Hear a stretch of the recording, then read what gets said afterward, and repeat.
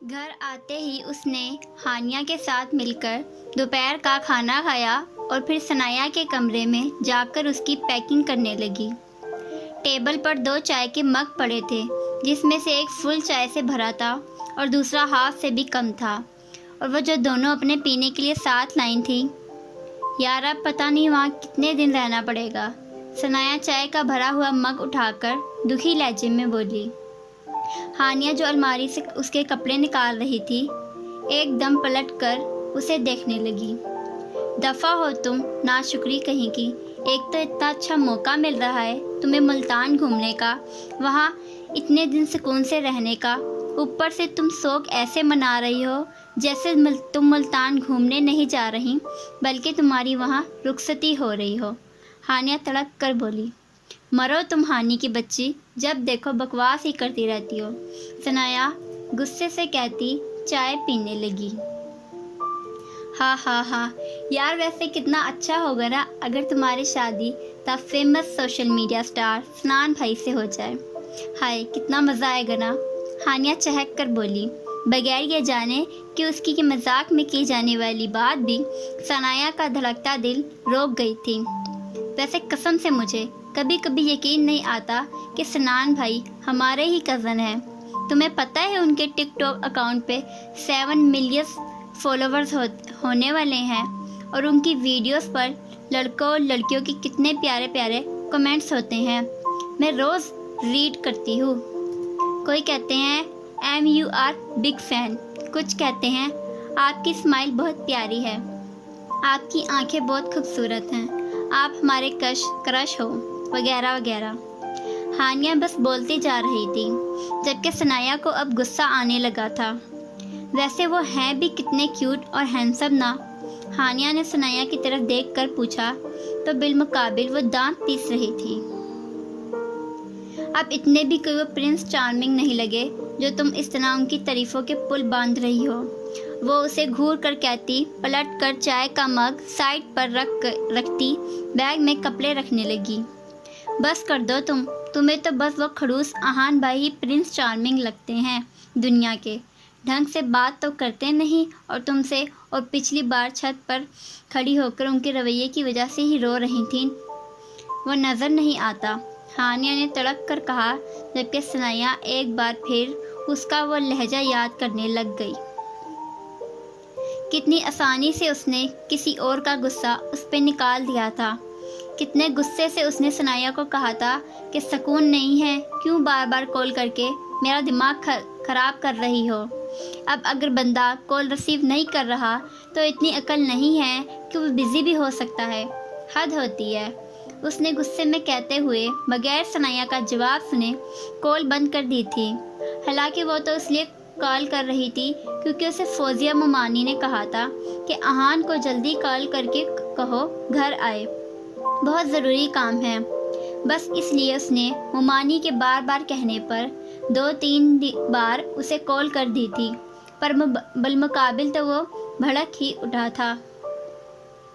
सनाया इन्हीं ख्यालों में गुम थी जब हानिया ने उसका कंधा हिलाया और बोली, अब उनके ख्यालों से निकल भी आओ मैडम, मौका चाहिए होता है तुम्हें भी उनके ख्यालों में खोने का। हानिया के कहने पर सनाया ने एकदम चौंक कर उसे देखा। बस बकवास जितनी करवा लो तुमसे, सनाया ज़ब्त से बोली। दोस्त जो तुम्हारी हूँ, कुछ तो सोबत का असर होना था ना। हानिया ने 2 बदू जवाब दिया तो सनाया भी बस नफ़ी में सर हिलाकर रह गई और दोबारा पैकिंग करने में मगन हो गई। पैकिंग करते करते शाम के 6 बज गए जब वो कमरे से बाहर निकली। आपी सायरा, आज खाने में क्या बनाना है? सनाया ने अपनी भाभी से सवाल किया। वो पहले ही किचन में मौजूद थी। पता नहीं, बाबा आए तो उनसे पूछते हैं, या फिर अफनान या जैन से पूछ लो वो क्या खाएंगे, सायरा भाभी ने कहा। अफनान भाई को अब कौन कॉल करे, मैं जैन से पूछती हूँ वो क्या खाना चाहता है। वैसे भी उसे बहुत शिकवे होते हैं मुझसे कि मैं उसकी पसंद का कुछ नहीं बनाती। सनाया हंस कर कहती जैन के कमरे की जानिब बढ़ी। जैन, आज खाने में क्या बनाएं? ثنایا نے اس کے کمرے میں داخل ہوتے ہی سوال دھاگا تو زین جو موبائل میں کوئی فلم دیکھنے میں مگن تھا ایک دم حیران ہو کر اسے دیکھنے لگا۔ یہ آج مجھ سے پوچھنے کا خیال کیسے آ گیا؟ جاؤ نا اپنے ان باقی 3 چہیتے بھائیوں سے پوچھو جن سے ہمیشہ پوچھ کر بناتی ہو کھانا۔ زین موبائل سائڈ پر رکھ کر منہ بگاڑ کر بولا۔ زیادہ نخرے دکھانے کی ضرورت نہیں ہے، سمجھے؟ جو کھانا ہے جلدی بتاؤ، نہیں تو میں عفنان یا ارحان بھائی کو کال کر کے پوچھ لیتی ہوں۔ ایک تو تم پر احسان کر رہی ہوں کہ کل میں نے چلے جانا ہے، اس لیے تمہیں تمہاری پسند کا کچھ بنا کر کھلا دوں، پر تمہارے تو نخرے ہی ختم نہیں ہو رہے۔ ثنایا کمر پر ہاتھ رکھ کر احسان جتانے والے انداز میں بولی۔ ہاں تم تو بڑی کوئی رخصت ہو کر جا رہی ہو نا ہمیشہ کے لیے جو احسان کر رہی ہو، زین دو بدو بولا۔ بکواس نہ کرو اور بتاؤ کیا بناؤں؟ ثنایا نے چیخ کر کہا تو زین نے مسکراہٹ دبائی اور نارمل انداز میں بولا، اچھا اب تم کہہ رہی ہو تو چلو بریانی بنا لو۔ ثنایا اسے گھور کر فوراً باہر کی طرف پلٹی تو پیچھے سے آتے احان سے زور سے ٹکرائی۔ وہ ایک دم ڈر کر چلائی تھی اور زمین پر جا گری تھی۔ زین فوراً اٹھ کر اس کی جانب آیا تھا اور احان بھی تیزی سے معذرت کرتا اس کی جانب لپکا، پر اس سے پہلے وہ ثنایا کو ہاتھ لگاتا وہ خود ہی اٹھ کھڑی ہوئی۔ آئی ایم سوری، میں نے دیکھا نہیں۔ احان نے ثنایا کے کھڑے ہوتے ہی اس سے معذرت کی۔ کوئی بات نہیں احان بھائی، وہ نارملی بولی، پر دل ایسے دھڑکا تھا کہ ابھی باہر آ جائے گا۔ جبکہ پیچھے کھڑے زین کا کہکا نکلا، چیخ تو تم نے ایسے ماری جیسے کسی جن سے ٹکرا گئی ہو۔ وہ ہنستے ہوئے بولا۔ ثنایا نے جواباً اسے گھور کر دیکھا۔ چل اب دانت اندر کر اور آجا باہر، چلتے ہیں کہیں۔ احان نے ایک نظر ثنایا کی گھوری دیتی ان چھوٹی لائٹ براؤن سی آنکھوں کو دیکھ کر زین کو کہا۔ کہاں جانا ہے؟ زین نے پوچھا۔ ایسے ہی چلتے ہیں کہیں، واپسی پر ڈنر بھی کرتے آئیں گے، احان نے کہتے ہوئے کندھے اچکائے۔ ثنایا کو اب اپنا آپ وہاں غیر ضروری لگا تو وہ باہر نکلی، لیکن زین کی آواز سنتے ہی دروازے کے پار رک گئی جو احان سے مخاطب تھا۔ یار باہر جا کر کھانا جب گھر میں ہی بریانی بن رہی ہے، اور وہ بھی ثنایا کے ہاتھ کی۔ تو بھی یہیں بیٹھ جا، ڈنر یہی کریں گے ہم، زین نے مزے سے اس سے کہا۔ ارے واہ، ان محترمہ کو آج کیسے یاد آ گیا بریانی کھلانا؟ احان مسکراتے ہوئے زین کی بیڈ پر بیٹھا۔ دروازے کے پار کھڑی ثنایا احان کے اس میٹھے سے طنز پر مسکرائی اور کچن کی جانب بڑھ گئی۔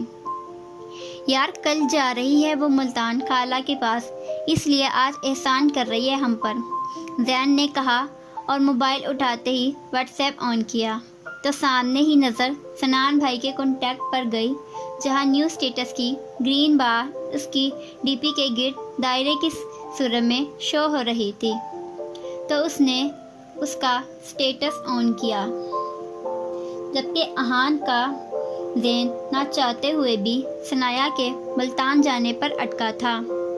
ویسے کتنے دنوں کے لیے جا رہی ہے ثنایا؟ احان نے نارملی سے لہجے میں زین سے پوچھا۔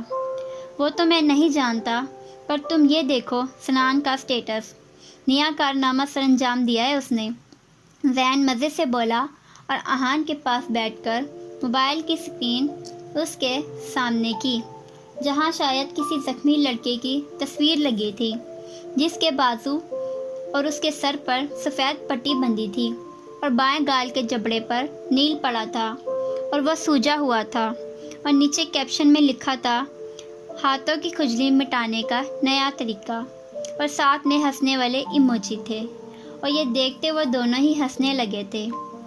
اس انسان کا کچھ نہیں ہو سکتا، احان نے نفی میں سر ہلا کر کہا اور اپنا موبائل نکالا۔ کزن کس کا ہے آخر؟ زین نے فرضی کالر ایسے جھاڑے جیسے سنان کے فیمس ہونے میں سارا ہاتھ اسی کا ہو۔